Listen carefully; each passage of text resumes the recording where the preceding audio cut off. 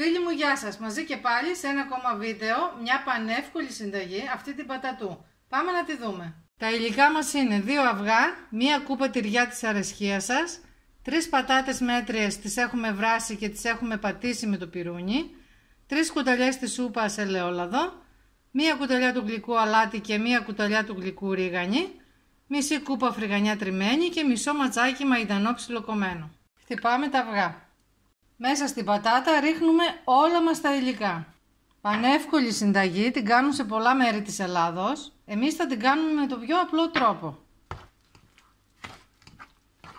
Και τα τυράκια μας σιγά σιγά και ανακατεύουμε. Όλα τα υλικά και ανακατεύουμε. Με όποια σειρά θέλετε. Αδειάζουμε το περιεχόμενο σε ένα ταψάκι με λαδόκολλα. Ψήνουμε την πατατού στους 170 βαθμούς σε προθερμασμένο φούρνο πάνω κάτω για περίπου μισή ώρα. Έτοιμη η πίτα μας, πάμε να σερβίρουμε. Φαίνεται τέλεια. Για να δούμε. Όντως είναι. Λίγα υλικά, εύκολη, γρήγορη και με μια σαλάτα έχετε ένα πλήρες γεύμα. Αυτά για σήμερα, φιλιά πολλά. Να είστε όλοι καλά. Ραντεβού την άλλη εβδομάδα. Γεια σας.